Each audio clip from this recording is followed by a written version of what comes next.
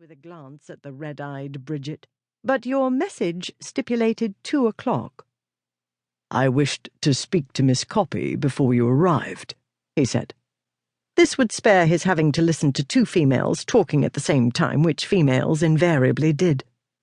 "As I supposed, she's told me very little more than what you told me, but in thrice as many words, punctuated by tears."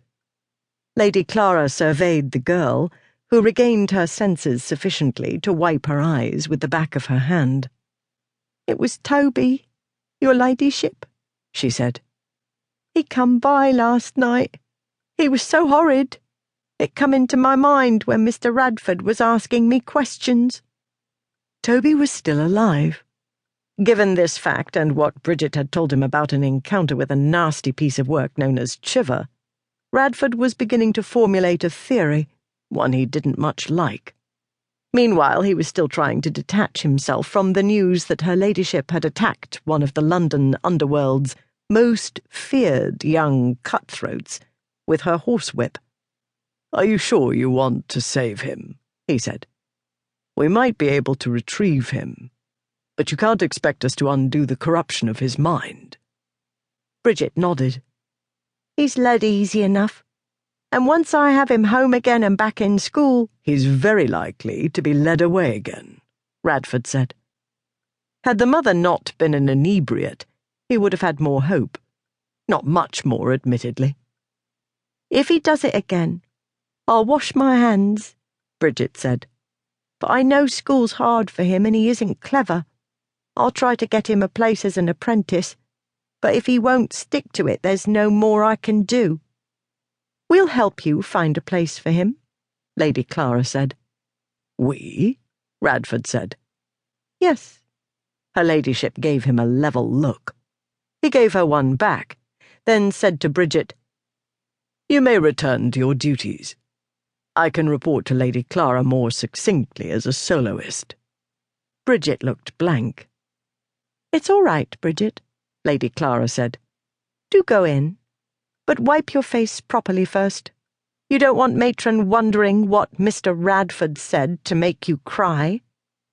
The girl found her already damp handkerchief, scrubbed her face with it, bobbed several confused curtsies at them, and finally left. "I did not make her cry," Radford said. "She wanted no assistance in that regard. The ticklish part was getting her to tell the story in a logical manner." Lady Clara gazed at him in the way of a patient teacher encumbered with a student of slow understanding. "She's 15, she said. "She's barely educated. She doesn't know Euclid from Eucharist. Where do you imagine she would have learned logic?"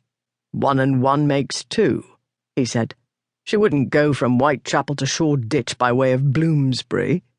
It doesn't require a knowledge of geometry or Aristotle to understand the shortest distance between 2 points, whether it's furlongs or words."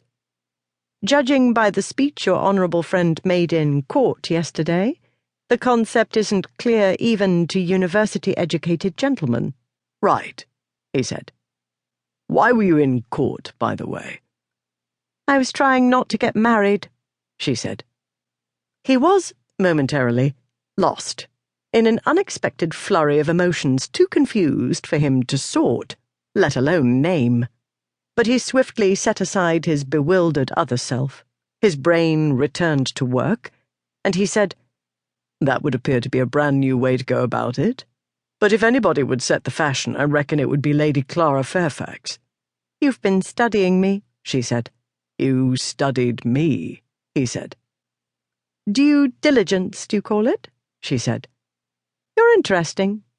You were an interesting boy, I recollect. I had better walk about.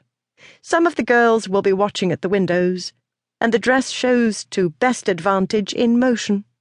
I'm told they like to see me in my finery. It's good for their morale." While he was trying to digest interesting boy, irritating was the more familiar adjective, she began a slow circuit of the small courtyard. In motion, the dress did appear to great advantage, but he saw more than that. She changed the atmosphere. The effect of beauty